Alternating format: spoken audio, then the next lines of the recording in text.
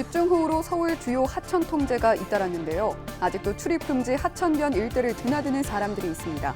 반드시 삼가해야 할 행동입니다. 집중호우 시에 하천을 진입하게 되면 하천 누속으로 인해서 인명사고의 위험이 발생할 수가 있는데 긴 장마가 밥상 물가까지 끌어올렸습니다. 채소값은 지난해보다 16.5%나 치솟았습니다. 2018년 11월 10.5%를 기록한 이후 가장 큰 상승폭입니다. 양천구가 내년 초까지 어린이 보호구역 CCTV 설치 작업을 마칠 계획입니다. 스쿨존 사고 예방 효과도 기대하고 있습니다. 정책 브리핑에서 자세한 내용 들어봅니다. 도로를 횡단하실 때는 휴대폰 보시지 마시고 전방을 주시하시면서 안전하게 횡단하는 게 사고에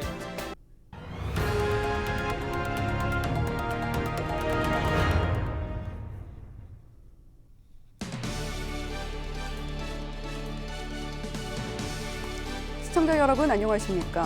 헬로티비 뉴스입니다. 집중호우로 크고 작은 비 피해가 잇따르고 있습니다. 다행히 양천과 은평구에는 현재까지 비로 인한 피해는 없는 것으로 확인되는데요. 누적 강수량을 살펴보면 1일에서 7일 사이 오후 3시 기준 은평구에는 307mm, 양천구에는 229.5mm의 비가 왔습니다. 안양천과 불광천 등 주요 하천의 출입은 모두 전면 통제된 상태입니다. 평시 수위가 4m인 안양천은 6일 오후 3시 9.37m까지 올랐고 7.7m인 불광천은 같은 날 9.6m까지 수위가 상승한 바 있습니다. 불광천 등 주요 하천의 출입이 전면 통제됐는데도 출입로에 들어가는 주민들이 있어 위험하다는 보도해드렸죠. 갑작스럽게 비가 쏟아질 수 있는 만큼 하천 주위 산책은 절대 삼가셔야 합니다. 자세한 내용을 류승춘 은평구 하천관리팀장 통해 들어보겠습니다. 네, 우선 이번 장마 기간 정말 많은 비가 내렸습니다. 은평구에는 얼마나 많은 비가 내렸습니까? 네, 지금 이번 장마 기간에 은평구에서는 지금 7월 31일까지는 은평구청 기준으로 해서 원래 526mm가 내렸는데 호우 예보가 있었던 8월 1일부터 8월 6일까지는 총 289mm의 비가 내렸습니다. 그중에 8월 3일 진간동 기준으로는 1일 최대 139.5mm가 내렸고요. 시간당 최대는 28mm의 비가 내렸습니다. 근본비는 지역적 편중이 심해서 서울 시내에서도 많이 내린 곳은 시간당 최고 46mm, 1일 최고 강우량이 166mm 정도 내린 것이 있는데요. 그중에서 은평구는 한 중간 정도 되는 수준으로 내린 것 같습니다. 네, 호우 경보가 내리면서 불광천 출입도 통제가 됐지 않습니까? 그런데 이 출입이 통제됐음에도 불구하고 산책을 하는 시민들의 모습이 보였다고요? 은평구에서는 호우 예보에 따라서 8월 2일 10시 40분부터 예경보 방송 및 AT 증강판을 도출하고 국민에게 안내 후 불광천 통제를 시작했습니다. 하천 출입 통제는 정상규 기준으로 한 8.3m 정도 수위가 올라오면 실시하고 있는데요. 강우 강도에 따라서 지금 조달 시간을 예측하고 11일을 통화로 모니터링을 하면서 통제를 실시하고 있습니다.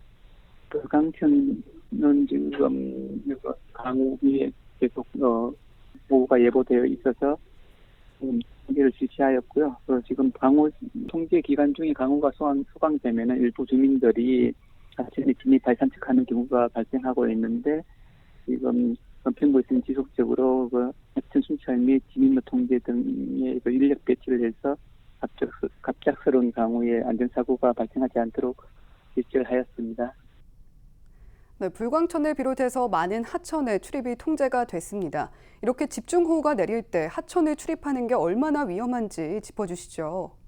예, 불광천은 집중호우 시에 북한산, 동산 등에서 유입되는 강우로 인해서 하천 수위가 짧은 시간에 급격히 상승하는 경향을 보이고 있습니다. 집중호우 시에 하천을 진입하게 되면 하천 누속으로 인해서 인명사고의 위험이 발생할 수가 있는데 예방하기 위해서 예경보 방송을 실시하고 즉시 하천 밖으로 대피하도록 유도를 하고 있습니다. 예보 방송이나 안내에 따라서 적극적으로 하천 밖으로 대피하여서 피해가 발생하지 않도록 많은 협조가 필요할 것으로 생각됩니다. 네, 이렇게 비가 내렸는데 앞으로 비가 더 온다고 하죠. 이 하천변은 어떻게 관리될 계획입니까? 기상청 예보에 의해서 갑작스러운 강우가 발생할 경우에는 지속적으로 하천을 통제를 할 예정이 있고요. 이제 지속적인 순찰을 통해서 계도하고 진출입로에는 통제 인력을 배치를 하고 안전사고가 발생하지 않도록 지비정으로 실시간 모니터링을 하면서 예경보 시설을 활용해서 주민 안전사고가 발생하지 않도록 최선을 다하겠습니다. 네, 전국에서 비 피해 소식이 들려오고 있는데요. 이 피해 소식을 줄이기 위해서라도 이 시민들의 안전의식이 상당히 중요할 것 같습니다. 다음은 양천구의회 소식입니다. 양천구의회 미래통합당 의원들이 후반기 원구성의 원천 무효화를 선언했습니다. 미래통합당 소속 양천구 의원 7명은 7일 양천을 의원합동사무소에서 성명서를 낭독하고 양천구의회 원구성 파행의 모든 책임이 더불어민주당에 있다고 밝혔습니다. 미래통합당 의원들은 더불어민주당 의원들의 내분으로 인해 원구성이 늦어졌다며 민주당 의원들이 통합당과의 협상을 수없이 번복하고 합의를 파기했다고 주장했습니다. 이렇게 되기까지 더불어민주당의 그런 행태나 이런 모든 부분들이 저희들은 인정할 수 없는 거죠. 그래서 이번에 원구성에 대해서는 철저하게 인정할 수 없다고 전에 단언을 하고 그 문제에 있어서는 분명한 책임을 져야 한다는 생각이 들고. 이에 대해 더불어민주당은 헬로티비 뉴스 취재진과의 통화를 통해 원구성 원천 무효화는 힘들다며 지각 원구성의 책임이 모두 민주당에 있다는 주장은 동의하기 힘들다고 반박했습니다. 또 미래통합당 의원들이 의장단 선거에 참여하지 않은 건 유감이라고 설명하고 더 이상 원구성이 늦어지면 구민에게 가는 피해가 많아 선거를 진행할 수밖에 없었다고 말했습니다.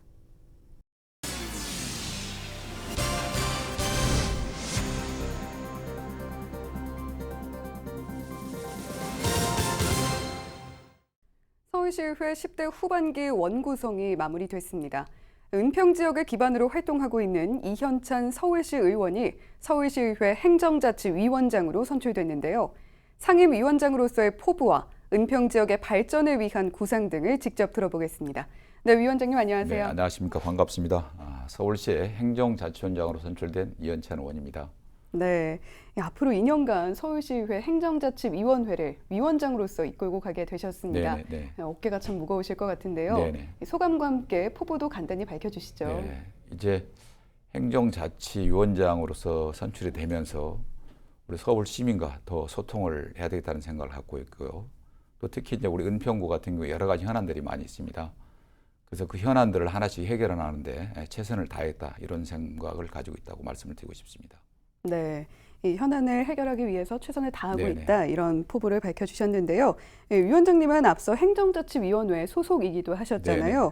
이 행정자치위원회에서 의정활동을 펼치면서 네네. 이 서울시 행정자치 또는 시민들의 편익을 더 높이기 위해서 어떤 네네. 부분이 가장 시급히 해결이 돼야 된다고 보십니까? 지금 현재 이제 우리가 서울시에 그 스마트폰을 사용하지 않는 분이 없을 정도로 많은 분들이 스마트폰을 사용하고 있고 그러다 보니까 이제 와이파이가 굉장히 또 되는 곳이 있고 되지 않은 곳이 있고 이러다 보니까 데이터를 사용함에 있어서 뭐 거지 데이터다 이렇게 얘기할 정도로 어려움이 있는데 지금 서울시가 지금 추진하고 있는 게 있습니다. 서울시 전역 어디에서나 공공 와이파이가 될 수 있도록 이렇게 하기 위해서 지금 현재 서울시가 약 1,200 정도의 예산을 들여서 지금 현재 하고 있고요. 지금 서울시내 전체 길이로 따지면 약 한 4,200km 정도를 지금 이제 그 자가 전산망을 깔고 있는데 만약에 이게 이제 완공이 되게 되면은 아마 이제 지금 데이터 사용료가 1인당 한 52,000원 정도 나오는 걸로 알고 있는데 만약에 이게 이제 1년으로 따지면 63만 원. 또 서울시 전역에 계신 우리 서울 시민들을 합해서는 약 한 3조 8천억 정도가 나온다고 볼 수 있습니다. 그래서 약 한 1,000억을 들여가지고 그런 3조 8천억 정도의 그 도움을 받을 수 있다면은 아마 좋은 결과라고 저는 이렇게 보고 있습니다. 네, 이 서울 시민들의 데이터 사용을 더 활성화시키기 위해서 이 공공 와이파이 얘기해 네. 주셨습니다. 네, 은평 지역 얘기도 해보겠습니다. 이 행정자치위원회는 서울 혁신파크를 관리하는 걸로 알고 있습니다. 이 네. 변화될 서울 혁신파크에 대한 주민들의 기대도 상당히 큰데요. 네네. 이 시립대 캠퍼스나 서울연구원 등 진행 상황은 어떤지 궁금하고요. 네, 또 이외에 은평 지역의 가장 중대한 현안 어떤 거라고 보고 계십니까? 지금 이제 아무래도 그 은평구에서 가장 중대한 사항이라고 할 수 있는 것은 혁신파크 내에 서울 시립대 유치가 아닌가 이렇게 보고 있습니다. 지난 3월 달에 서울시가 이제 언론에 이제 이 캠퍼스 교양학부를 우리 혁신파크 내에 이제 유치를 하겠다 이렇게 발표를 했었는데요. 그때 당시 발표를 하고 나서 지금 현재 진행되는 상황이 타당성 용역을 또 받아야 됩니다. 그 용역이 10월 달에 정도 마무리가 되게 되는데요. 아마 그렇게 되면은 지금 현재 이제 그 서울시와 시립대 그리고 우리 교육부하고 협의가 돼가지고 아마 이제 진행을 차질 없이 한다고 그러면은 2022년도에 착공이 되고 2025년도에 준공이 날 거라고 저는 이렇게 보고 있습니다. 그리고 또 이제 서울연구원 같은 경우는 그 혁신파크 내 미래청이나 청년청이 있기 때문에 우리 그 서울시립대와 같이 함께 이렇게 연구원이 들어와 있다면은 시너지 효과가 더 훨씬 더 크게 나지 않을까 저는 이렇게 바라보고 있습니다. 네, 이 서울시립대와 또 서울연구원이 들어서는 그날을 좀 네네. 기대를 하게 됩니다. 네, 또 지속되는 코로나19 감염증에 이번에 또 물난리까지 크게 네네. 겹치면서 많은 분들이 좀 힘든 시기를 겪고 네네. 계십니다. 주민들께도 한 말씀 해주시죠. 지금 아직까지도 이제 코로나 확진이 나오고 있어가지고 많은 분들이 그 생활에 불편함을 느끼고 있고 특히 이제 장사를 하시는 분들은 더 어려움이 크리라고 봅니다. 또 거기다가 이제 엎친데 덮친데 격으로 또 요즘 중부지방에 또 호우 경보 또 비가 많이 내려가지고 여러 가지 어려움이 있기 때문에 이 어려운 시기에 더 힘을 내시고 용기를 내셔서 우리가 어떤 위기를 기회로 삼을 수 있는 그런 이제 우리 그 속담도 있듯이 우리 국민들이 좀 힘을 좀 많이 냈으면 좋겠습니다. 네, 국민들에게 힘을 냈으면 좋겠다는 바람도 밝혀주셨고요. 네, 오늘 공공 와이파이 구축 이야기 또 서울 시민들의 시민의 삶의 질을 향상시키기 네네. 위한 여러 가지 방안들 함께 얘기를 해주셨습니다. 네, 오늘 말씀 감사합니다. 네, 감사합니다. 긴 장마가 밥상 물가까지 끌어올렸습니다. 특히 채소값은 지난해 대비 16.5%나 급등했습니다. 김종민 기자입니다. 통계청이 발표한 7월 소비자 물가 동향을 보면 이른바 밥상 물가와 밀접한 채소와 과일, 생선 등 신선식품 가격이 높은 상승률을 기록했습니다.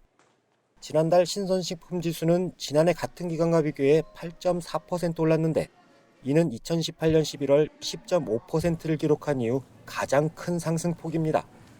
6월과 비교해서도 1.3% 상승했습니다. 특히 최근 장마로 채소류 출하가 급감하면서 신선 채소의 가격은 6월보다 5.8%, 지난해 7월보다는 16.5%나 올랐습니다. 품목별로 보면 시금치 가격이 지난달 대비 45%나 상승했고 상추는 35%, 무는 23%, 오이는 21%, 배추는 8% 올랐습니다. 생선과 조개류는 6월과 비교할 때 1.6% 하락했지만 지난해보단 6% 올랐고 과일도 전월 대비 1.25% 하락한 반면 지난해보단 2.2% 상승했습니다. 이런 밥상 물가 상승세는 계속될 전망입니다. 채소류하고 과실 쪽으로 해서 신선 채소, 신선 과실 이쪽이 장마 영향으로 지금 가격이 지금 많이 올랐습니다. 8월에도 그런 흐름이 지금 이어질 걸로 지금 보입니다. 채소류 등 신선식품 물가 상승 등에 힘입어 7월 소비자 물가 지수는 지난해 대비 0.3% 상승했지만 여전히 0%대의 저물가 상황이 이어지고 있습니다. 코로나19의 영향으로 사회적 거리두기를 하고 있는데 그에 따라서 외식 물가가 상승폭이 둔화되는 등 코로나19의 영향도 일부 있다고 말씀드립니다. 통계청은 국제유가 하락과 정부의 무상교육 정책으로 인한 공공서비스 물가 하락도 영향을 미친 것으로 보고 있습니다. TBS 김종민입니다. 집중호우가 이어지는 요즘 어린이들의 교통사고 위험도 클 수밖에 없습니다. 도로에서 미끄러질 위험이 높고 우산을 쓰고 걷다 보면 앞을 제대로 보기 힘들기 때문인데요. 우리 지역 스쿨존의 교통사고 위험을 줄이기 위한 정책을 정책 브리핑 시간에서 알아보겠습니다. 심다혜 기자가 양천구청 교통행정과 담당자를 만났습니다. 네, 우리 지역의 주요 정책을 알아보는 정책 브리핑 시간입니다. 오늘은 양천구의 이 어린이 교통사고를 예방하기 위한 정책들 어떤 것들이 있는지 살펴보겠습니다. 네, 안녕하세요. 안녕하세요. 양천구 교통체계 개선 팀장 박홍훈입니다. 네, 저희가 지금 있는 장소가 좀 특이한데요. 여기가 어딘지부터 설명 부탁드립니다. 예, 이곳은 신정7동 갈산 근린공원 내에 위치한 양천구 어린이 교통안전교육장입니다. 이곳은 저희들이 2006년부터 초등학교 저학년에서부터 미취학 아동까지 양천구에서 약 1년에 15,000여 명의 어린이들을 대상으로 교통사고에 대처할 수 있는 방안에 대한 교육을 실시한 장소입니다.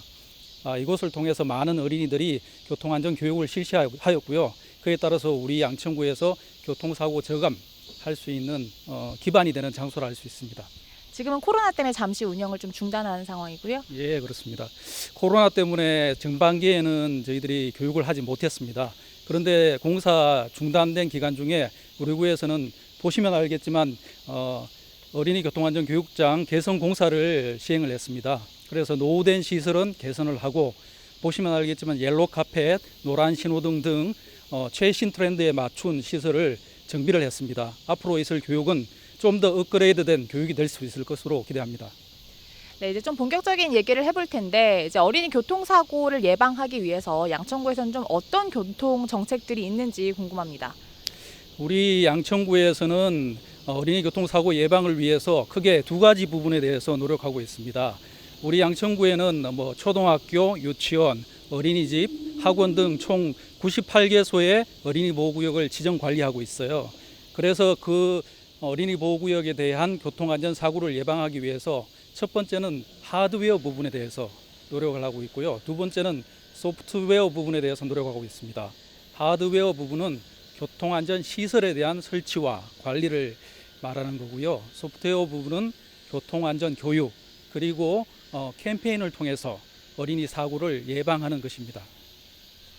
네, 그리고 이제 민식이법이 작년에 좀 통과가 되면서 이제 어린이 보호구역에 좀 CCTV를 의무적으로 설치하게 됐잖아요. 지금 양천구는 어느 정도 좀 추진이 되는지 궁금합니다. 예, 2019년 12월 일명 민식이법이 개정이 되었습니다. 민식이법이라 하면 도로교통법과 특가법을 말하는 건데요. 그중에 도로교통법에 따라서 어린이 보호구역에는 과속 및 신호단속 카메라가 의무적으로 설치하게 됐습니다. 따라서 우리 구에서는 전체 30개 초등학교에 대해서 과속 카메라 설치를 진행 중인데요. 물론 그중에 한 4개 초등학교 정도 갈산, 은정, 서정, 강서 이렇게 4개는 기존에 설치가 되어 있었어요. 그래서 26개 중에 금년 상반기에 정목 초등학교 등 11개 초등학교에 대해서는 지금 설치를 완료했고요. 나머지 15개 초등학교도 국비 시비가 지원이 되면 하반기부터 늦어도 내년 초까지는 설치를 완료할 예정입니다. 네, 마지막으로 정말 중요한 것들이 이제 구민들이 어린이 교통사고를 예방하기 위해서 어떻게 해야 하는가, 운전자뿐 아니라 어린이 그리고 보호자까지 좀 주의할 사항이 있다면 어떤 게 있는지 마지막으로 설명 부탁드립니다. 일단 2019년 3월에 도로교통법 시행규칙이 개정됨으로써 정부에서는 5030 정책을 추진하고 있습니다. 일반 도로의 제한 속도는 50km, 그리고 이면 도로하고 어린이 보호구역의 제한 속도는 30km 이렇게 제한을 두고 있고요. 따라서 모든 운전자는 일반 도로든 어린이 보호구역이든 규정 속도를 준수하셔야 됩니다. 그리고 이제 보행자 입장이 됐을 때는 요새 휴대폰을 많이 보시는데 휴대폰을 보시면서 횡단할 때 사고가 나는 사례가 많지 않습니까? 그런 분들을 스몬비족이라고 하는데요. 스몬비족 사고를 예방을 위해서 우리 구에서도 바닥형 보행 신호등을 설치하듯이 도로를 횡단하실 때는 휴대폰 보시지 마시고 전방을 주시하시면서 안전하게 횡단하는 게 사고 예방의 최선책입니다. 네, 말씀 잘 들었습니다. 감사합니다. 감사합니다. 네, 이런 다양한 정책들을 통해서 어린이 교통사고를 예방할 수 있었으면 좋겠습니다. 지금까지 정책 브리핑 헬로티비 뉴스 심다혜입니다.